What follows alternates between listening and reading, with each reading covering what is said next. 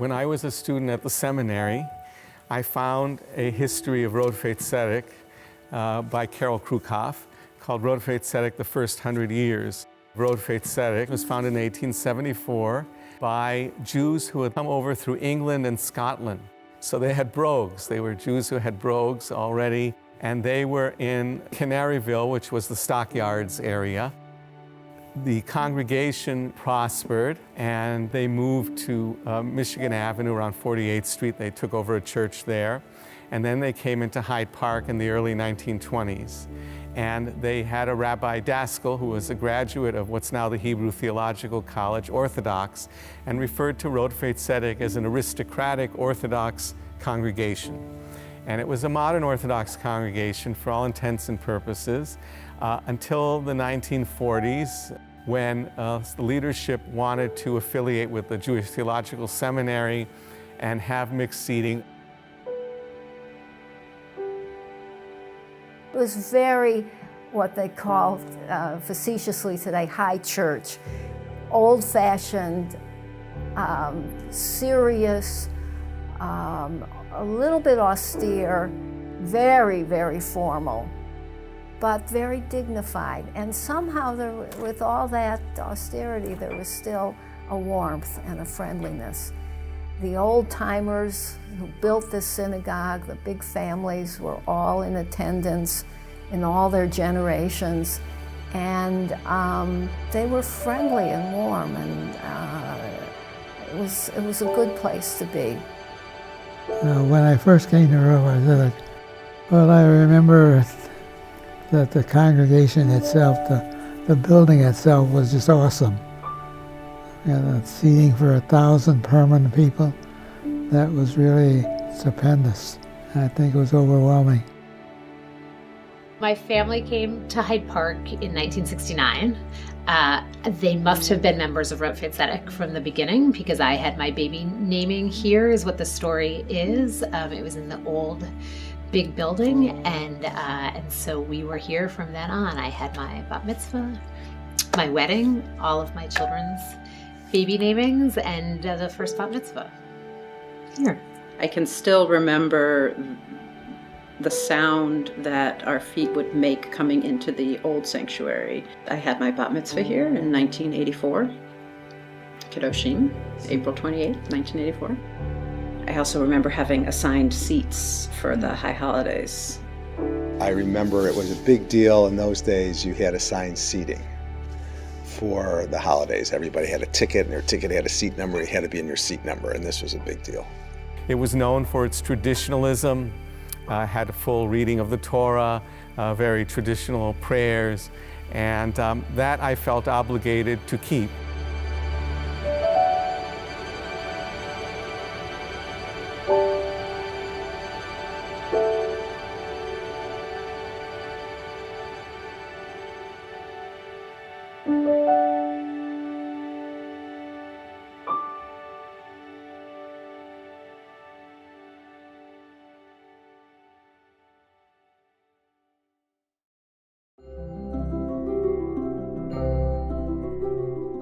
During my interview for the position, I knew that we needed to have a place that had more flexible spaces and spaces that flowed into each other. The other building was more corridors, constant corridors, because of all the adding that had taken place, the additions through the years. But I've been interested in synagogue architecture, so I really knew what was out there. It was a good building designed by members of the congregation in their youth who were very loyal members and major contributors, and they were very good when the time came about replacing what they had done, but it was very clear from the beginning. And one of our members, who was the architect at the university, Jim Gimple, did a study and found out without any question on paper, black and white figures, that it would be cheaper to build a new building than to try to fix the other one, which had been built at a time when they used a lot of experimental materials that were wearing out. And that was another reason I felt we needed another kind of facility. So it was a transition. It was an older group, people who'd been at Rodfei Zedek since the 60s, who still remembered the glory days of 1,000 or 1,500 people for high holidays, Rodfei Zedek trips to Israel, bond events that would raise huge amounts of money, all that had already basically gone away by the time we got here 25 years ago. Joe and I came to Hyde Park about 30 years ago. Pretty quickly joined Rodfei Zedek as new members. I remember walking in to the building and being welcomed wholeheartedly by a lot of the old-timers in the building, because there weren't a lot of young families coming to Hyde Park at that time. And being an architect, I pretty quickly was put on the board, and pretty much have been on the board in some fashion or another ever since. We had a very large facility that we have long since grown out of. It was very expensive to keep up, and it really didn't meet our needs anymore. So there was discussion about what we would do. Should we move? Where would we go? And we came to a pretty, I think, quick decision that we really wanted to stay in Hyde Park. It was clearly already a time of transition, and that was the question. Would changing the building, would creating this kind of space, would that lead to a continuation of a Jewish community in Hyde Park? That's what the question was. The Federation was forward-looking, visionary, in that they offered to find ways to finance common building for the Jewish Community Center and for the Kibbutz Schechter Jewish Day School by giving them loans and working with them. And so we were able to create this campus, which is also a very good idea. And I think this is the only building of its kind in which a synagogue and a JCC are combined in one building and on the same campus with a day school. There are others that have campuses, but this is unique in that way. It was a Herculean effort, and I enjoyed it. And these opportunities don't come around for a person like me all the time. This is a once-in-a-lifetime opportunity for me. I was thinking about what we're going to do in the interim between starting to tear down this building and having a new building to move into. What would we do? Where would we go? How would we stay as a Jewish community together? And the decision at that time was to go to the Ramada Inn at the time. They had a conference center, and we rented the ballroom, and we held Friday and Saturday services at the Ramada. When our congregation moved back from the Ramada to here and we started it, we stopped this nonsense about having an assigned seat. And that was refreshing. It's a huge difference between the old Rodfei Zedek and what we'll call the new Rodfei Zedek. Upon comparison today, it's so much more friendly and welcoming to anybody who comes in. You feel like you're part of this community. The evolution of the show, the way that we are a community, the way that we stand together for each other, sort of started even then. And if you span forward to today, and you see what we are as a community, that everyone's voice is heard, that we appreciate each prayer from whomever. It's a much more beautiful place to me, because when I grew up, it was already starting to be a ghostly kind of place that Daniel and his cohort from Akiba experienced. I felt everything had to go from scratch in terms of the plan and the layout. Although I utilized parts of the older building, which was very important to Rabbi Simon, and it was very important to some of the older members who had built it and who had loved that building. And it was a very impressive building, but it needed a lot of work. It was just in very bad shape. The best part of that building were the windows, were the eternal light and the menorot from the 1920s building. And I felt that in my heart that the newer building would be more Rodfei Zedek in the end than the one from the 50s was. And I think that's true now. I felt that the building would foster more of a sense of community and more of a sense of memory, because in these spaces in which people could gather and for various purposes in much more flexible manner that flowed into each other, it really brought them together with all of the artifacts around them instead of having them move around the artifacts. Salvaging as much as we could out of the old building and bringing that into the new building helped sort of create the continuity of that memory from the old to the new and help them embrace the new Rodfei, if you will. This was more than a job. It was a labor of love.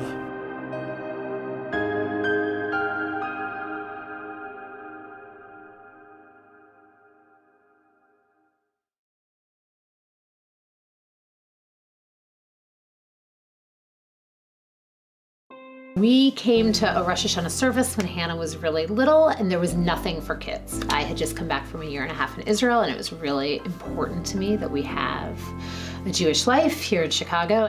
I remember calling Sarah Lovey and saying, I think I want to try a kids one. And she was like, great, go for it. And I think it was the next day is how my memory is. Like it was the first day of Rosh Hashanah versus the second day. And so Hannah and I were actually in this room. And it was us and like one other kid. Minyan Katan is one of several pieces of programming that has welcomed young families and I think been really, really successful. The shul was intentional about that at a time when they analyzed the membership and realized that the median age was inching up, therefore the future of the congregation was at stake. For the first couple of years, it was just me, which is really sad because I don't play the guitar or sing particularly well, but everybody was really patient. Sarah found out that I was a former song leader and recruited me, and 11 years later, or whatever it is, I'm still co-leading Minyan Katan with Sarah, and I think I was asked to join the board a year after that in 2008 and have kind of never stepped away since then. So the changes that I've seen since then is clearly a vibrancy to the building. Right at that point, the building was kind of partially used. Now we are bursting at the seams all the time. You come on certain days and there's adults in one room studying and kids running around, and the building has this sense of being alive. And I think there's a sense of families feeling like this is a community they want to be a part of. About a decade ago, a group of parents realized that we wanted Jewish learning that would be every bit as amazing as the schooling that our children had during the school day, and that the very diversity that children and families were bringing into Jewish education would matter to the educational process itself. This community believed in us and gave us the resources and the opportunity to try out this kind of new learning that we would be doing with the children. One of the things that's most remarkable to me about having the Jewish Enrichment Center inside of a larger synagogue community is the power that the children's words are starting to have on the wider community. It's little things, but it's in how the community is treating the children. It's in how people are listening so hard to what the children have to say, and it's starting to influence their lives too. When I'm in JC, I particularly like where we sing the songs. I like listening to people read the Torah. And it's interesting because I didn't know before that those letters make life, and they're at the beginning and end of this Torah. So that's new and I like it. And I didn't know before that 18 was a special number. When I come to this building, I feel special and holy. My favorite part of Rodfei Zedek would be being able to have my friends. So it's kind of like more of a community. A lot of my friendships have started here and then moved other places. When I'm in JC and we just have quiet time to work on drawings and art. I feel peaceful and kind of shalom feeling. JEC, it's the art studio I never had because it just has everything that I could ever want. It's not mine, but it's kind of like mine. It's an open resource, so that is very, very nice. In the midst of a Jewish learning renaissance in the shul and in the community, one real hole was teen education, and there was, for the first time in a long time, a burgeoning number of teenagers, or a lot of bar mitzvahs coming up, and I basically said, Torah is your birthright. You deserve to be learning Torah. You deserve to be treated like you're smart, because you are. You deserve to be literate. So we started off. Every Jewish person should have the opportunity to study Torah in a serious way. So that's where it came from. We had 4 rules in the Team Beit Midrash. First was don't be dangerous. And there was don't be mean. And then check yourself before you wreck yourself, and you can't be excessively annoying. If you want to be a little bit annoying, it's on everybody else to get used to that. But if you're excessively annoying, you gotta tone it back a little bit. What a gift this community gave to me and to the families who were seeking that kind of Jewish learning at the time. We have been able to make a community that is more open to diversity, that truly appreciates the different ways that we have of being Jewish and celebrating Jewishly.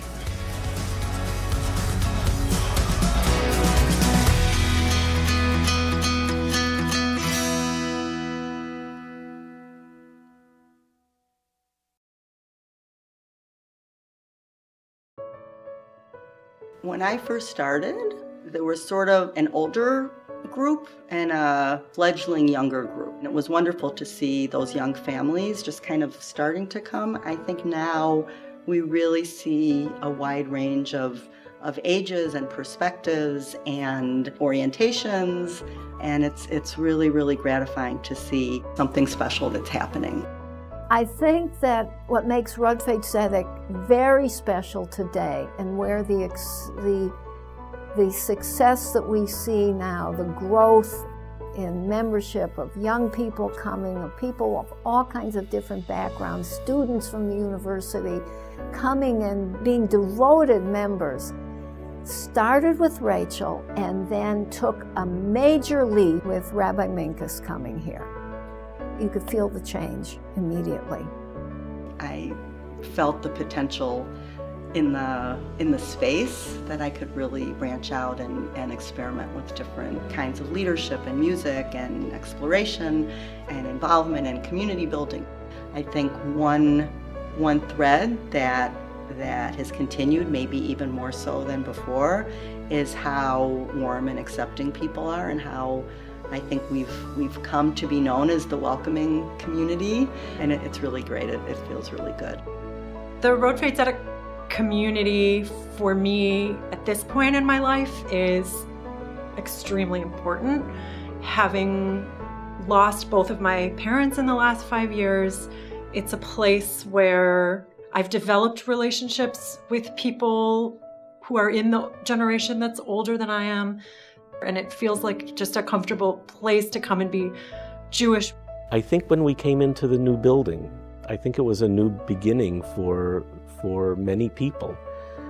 It took a couple of more years to really, and a lot of soul searching, to really understand what our trajectory into the future was going to be. I know the board spent a lot of time and a lot of effort with long-term, long-range planning committees and looking at who we were and what our mission is, and developing Rodfei, or positioning Rodfei for the future. And that's somewhat of an ongoing process. As neighbors, Akiva Schechter and Rodfei Zedek, there's so many opportunities to bring people who care deeply about things together. And I would love to see our two organizations be part of a larger conversation about things that matter to our citizens. So whether it's gun violence on the south side or the rest of the city, whether it's hunger issues, whether it's homelessness, whether it's feelings of anxiety and depression that are plaguing our adolescents and 20-year-olds. I think there's a lot of really thoughtful, smart, passionate people in the Jewish community here on the South Side that would benefit from listening to each other and working together, not just as Jews, but also as people of faith in other traditions as well. And I'd love for this building to be home to some of those conversations. What I hope for Rodfei Zedek in the future is that it can bring to me the one piece of my Judaism that has been missing from the experience here, which is for me to be able to pursue social justice through a Jewish lens with my Jewish community. I think about the fact that much of our family and friends, that's what I consider our Rodfei community, have now come up through it. Who will be the next people to take that place and that space and create their own community of families? I also think we have to be careful that we don't rest on the things of 10 years ago. We should constantly be thinking about ways to nurture new folks who want to take on leadership. The conscious effort has been to be very open, to bring people into the board. We wanted to be sure that people felt welcome, not only for services and lectures and other community events, music in particular, but also to be part of the leadership. The next step is to have perhaps the next presidents also be in a generation or two different than the present leadership. So I think that's the goal. I think we've successfully shown that people need to step up and to be part of running the place. And I think you do that because you want to, because you feel that there's a need, that someone has to do it, and that there's a preservation of Jewish life that really revolves around a synagogue existing. Synagogues can be many things. It's the sense of community that's really important. We're each other's family.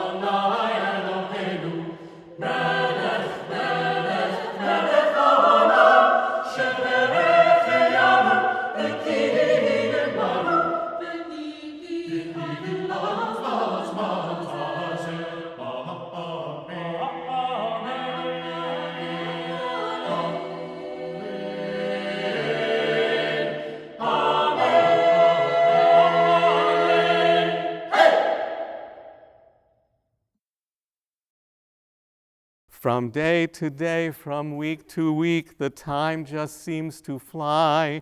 Before you look around you, one more year has just gone by.